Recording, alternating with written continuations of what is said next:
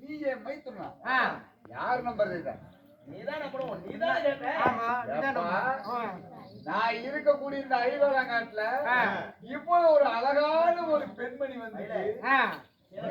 வந்து நான் மோகினி நான் மாயனை நான் கண்ணை இதெல்லாம் யாருன்னு மைத்துனா சிவபெருமானே மோகினி அவதாரம் எடுத்து எப்படி பத்மாசுரனை அழித்தீர் என்று கேட்டேன் கேட்டீங்க இப்படித்தான் மோகினி அவதாரம் எடுத்தேன் என்று உன் முன்பதாக மோகினி அவதாரத்தில் நிற்கிறேன் சந்தேகம் தீர்ந்ததா விடு மறுபடியும் அந்த பேச்சுக்கு இதுக்கு மேல என் கண் பார்வை ஒருபோதும் தப்ப முடியாது அதுக்குதான் ஒரு போறாரு இந்த பாட்டா ஏப்பா ஐயா மனைவி இருக்கிறாளே ஈஸ்வரி ஆமா அவ கிடந்துட்டு போல கேட்டுல உண்டாய் போச்சு எப்படியாப்பட்ட பொண்ணு ஆமா தார்மீகமான காணகத்துல தன்னை தனிமையாக நீங்க இருக்கிற பெரிய பிரச்சனையில கொண்டாந்து விடுவீங்க இவன் கொண்டதான கொஞ்சம் மூலமா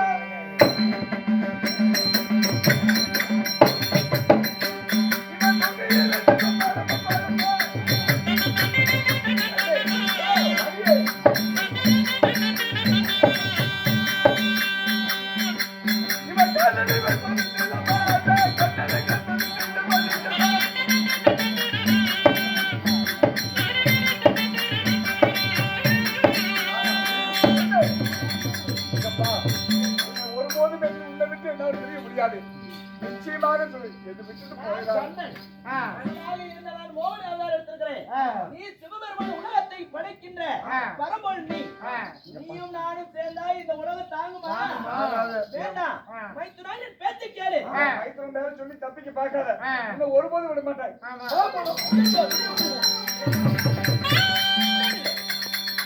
மைத்துனா விட்டுருங்க ஒருபோதும் உன்னை விட போறதில்ல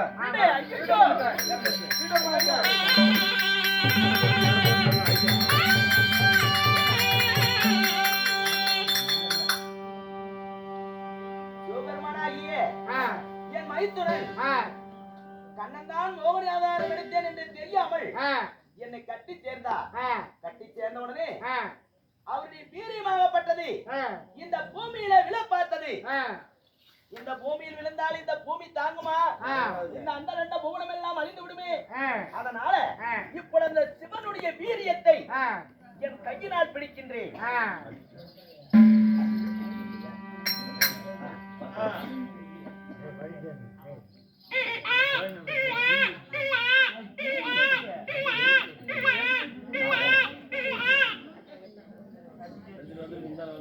மைத்துனா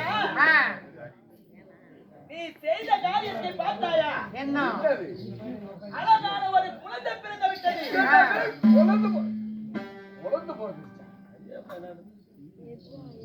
சொல்ற குழந்தை போறது அது குழந்தைவா என்ன உன்னோட வம்பா இருக்கு நான் எத்தனை முறையும் மன்றாடி கேட்டேன் நான் பெண் அல்ல நான் கண்ணன் மோகினி அவதாரம் எடுத்திருக்கிறேன் என்று சொன்னேன் என்னை கட்டி சேர்ந்த உடனே இப்பொழுது எத்தனை குழந்தைங்க பிறந்தது தெரியும்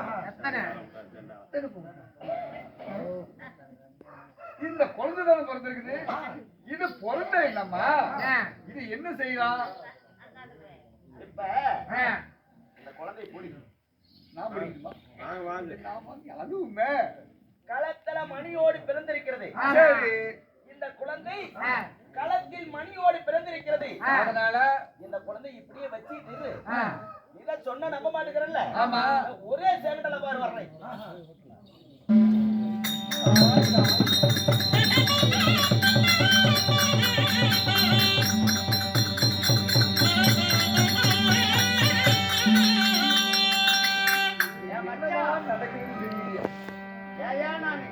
கொன்னேன் தெரியுமா அப்படின்னா ஏஹே நான் நம்ப மாட்டேன் என்ன காரியம் பண்ணி வச்சிருக்கிறேன் ஏமாம்மா குழந்தை போறதுக்கு அந்த பொண்ணு எங்க போயிருச்சு பொண்ணு நான் தாயா நீதானா நான் தானே மோகினி அவதாரம் எடுத்து அமிர்தம் ஊத்துற கதையெல்லாம் ஒண்ணு சொன்னேன் நீன்னு கேட்டு மறுபடியும் அப்படியே எடுத்து காட்டுங்க நான் நம்பவே இல்லை மாமா இப்ப நம்பி இப்ப விட அந்த பொம்பளையா வந்த பாரு ஆண்டவனுக்கு இந்த அழகை எங்கதான் படைச்சானோ இருக்கட்டும் இந்த குழந்தை என்ன செய்யணும் இது என்ன செய்யும் எது நடந்தாலும் அதுல ஒரு நல்லது இருக்குமா சரி ஆனா பந்தள நாட்டை ஆண்டு வரக்கூடிய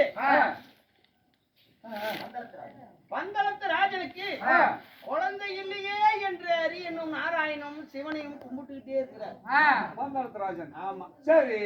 நான் அவருடைய கனவுல போய் ஆ, நீ வேட்டையாட வா ஆ. சென்ற இடத்துல சிறப்பான குழந்தை கிடைக்கும் அப்படின்னு நான் சொல்றேன். சரி. இந்த இடத்துலயே வச்சுட்டு வா. இந்த ஐவலங்க இந்த பம்பா நதி அருகிலே வைத்துட்டு வரட்டுமா? பம்பை நதிக்கரை வரும். ஆமா. இந்த பம்பை நதிக்கரையோரமா இந்த குழந்தைய வைத்திருக்கிறோம். இதற்கு இங்க இருக்கிற ஆ, கரடி, புலி, சிங்கம், யானை, பாம்பு அனைத்தும் இதுக்கு காவலா இருக்கும். இந்த மிருக ஜாதிகள் எல்லாம் இதுக்கு துணையாக இருக்கும். துணையாக இருக்கும். சரி. ஏன்னா நம்ம பகவானுடைய பிள்ளை இல்ல, ஆமாமா. அதனால அவனுக்கு உறக்கிலேயே மணி கழுத்தல் இருக்குது. சரி. அவனுக்கு மணிகண்டன் என்று பேர் வைத்து விடலாம். மணிகண்டன் ஆகட்டும். சரி.